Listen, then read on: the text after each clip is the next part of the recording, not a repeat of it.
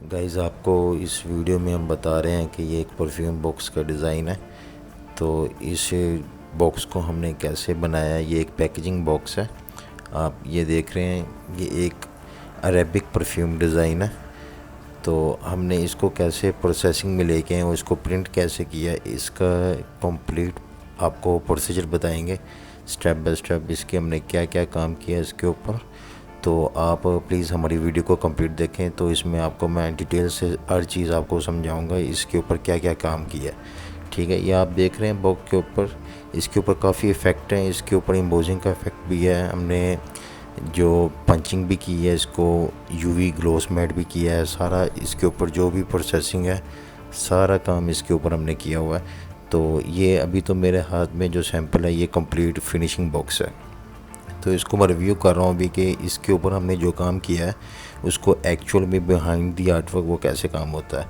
तो सबसे पहले आप ये बॉक्स को जूम करके देख लें, मैं आपको दिखा रहा हूँ। ये हमारा एक्चुअल आर्टवर्क है। ठीक है, इसमें सबसे पहले तो हमने आर्टवर्क बनाया, कस्टमर से अप्रूव लेने के बाद अभी हमने इसकी प्रोडक्शन करनी है। तो इसको मैं एक्चुअल आर्टवर्क को आपको डिटेल से बताता हूँ। इसमें हमारे 4 कलर स्पेशल प्रिंटिंग है। एक तो ब्लैक कलर है, मैंने मार्किंग की हुई है। जो आपको ब्लैक थोड़ा लाइट नज़र आ रहा है वो हमने इसको यूवी मैट करेंगे। जो डार्क नज़र आ रहा है वो ग्लोसी यूवी है। इसमें एक ऑरेंज कलर आ गया हमारा, एक मेहरून कलर है, एक हमारा वाइट स्पेशल कलर है।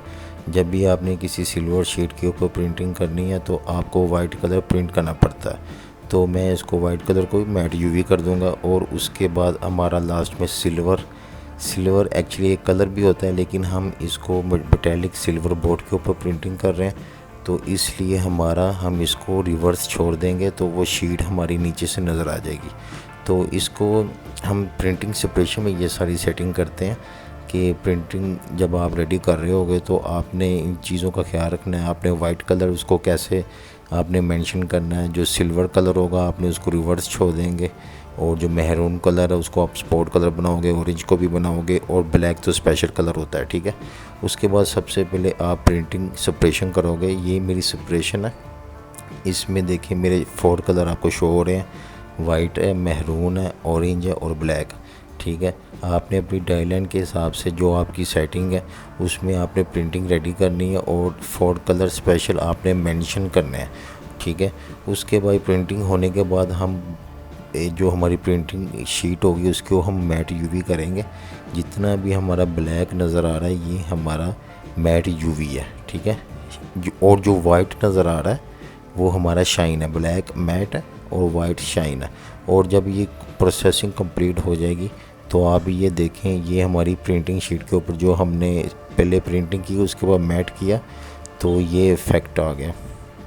ठीक है, इसमें आप ऑरेंज कलर भी देख सकते हैं, मेहरून भी देख सकते हैं, ब्लैक भी देख सकते हैं। ठीक है, वाइट ये हमने मेटालिक बोर्ड के ऊपर प्रिंट किया। ये आप नीचे शीट देखो, यानी कि हमने मेटालिक बोर्ड के ऊपर वाइट प्रिंट किया, फिर मेहरून किया, फिर ये ऑरेंज कलर प्रिंट किया और लास्ट में ब्लैक कलर। ठीक है, ये इस तरह आपकी जो प्रिंटिंग और जो मैट यूवी हुआ उसके बाद हमारे पास ये शीट मिली। ठीक है, तो आप ये गौर से देख सकते हैं, जो आपको ब्लैक डल मैंने शो करवाया था, जो मैट है वो थोड़ा सा डल हो गया, और जो डार्क ब्लैक था वो मेरा ग्लोस है। तो जब शीट को मैं हल्का सा मूव करता हूँ रिफ्लेक्शन से आपको पता लग जाता है कि मैट कौन सा है और ग्लोसी कौन सा है जो शाइन मार रहा है। तो क्योंकि ग्लोसी मैट करने से आपके बॉक्स के ऊपर यानी कि अच्छा इफेक्ट पड़ता है, कलर यानी कि रिफ्लेक्शन करते हैं तो यानी कि दिखने में अच्छा लगता है। तो इसीलिए ग्लोसी मैट प्रोसेसिंग ज़्यादातर पैकेजिंग के लिए यूज़ होते हैं, कोई भी प्रोडक्ट हो आपकी। तो इसमें आपकी मर्ज़ी है, आप कोई भी कलर उसको ग्लोस छोड़ दो, मैट छोड़ दो, ये डिज़ाइनर के ऊपर होता है। ठीक है, अच्छा उसके बाद हमें एम्बोजिंग या पंचिंग या डी एम्बोज करना होता है। ये अभी एक्चुअली डी एम्बोज का ब्लॉक है। तो ये ब्लॉक बड़े तरीके से निकालना पड़ता है। जो ब्लैक होगा वो मेरा डी एम्बोज हो जाएगा और जो वाइट डिज़ाइन ऊपर आ जाएगा। तो प्रिंट मशीन ऑपरेटर को ये ट्रेसिंग चाहिए होती है डायलाइन के साथ, जो इससे पंचिंग या डी एम्बोज बिठाता है।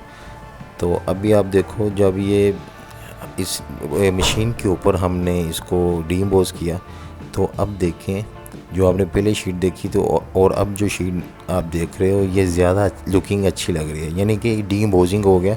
आपको पता ही होगा एम्बोज और डी एम्बोज क्या प्रोसेसिंग होती है। ये देखें, इसमें मैंने अपने हिसाब से जो डिज़ाइन है, जहाँ से मैं इसको यानी कि ऊपर को उठाना चाह रहा था, एम्बोज करना चाह रहा था, तो मैंने बड़े हिसाब से पहले ब्लॉक बनाया था, फिर उसके बाद ये इफ़ेक्ट आया और लास्ट में हमारा नाम एम्बोज है, क्योंकि डी एम्बोजिंग अलग प्रोसेस है और एम्बोजिंग अलग प्रोसेस है।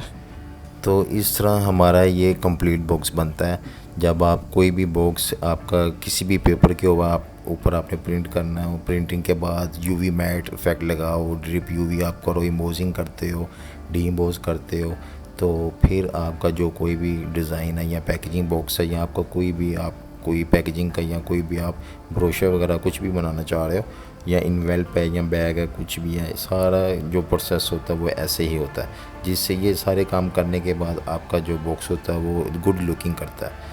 तो इस तरह आप कोई भी अपना डिज़ाइन बनाओ और उसके ऊपर इफ़ेक्ट लगाओ, तो जो आपको दिखने में और जो बॉक्स को आप हाथ में पकड़ते हो तो आपको पता लगे ये यानी कि अच्छा लुकिंग लग रहा है।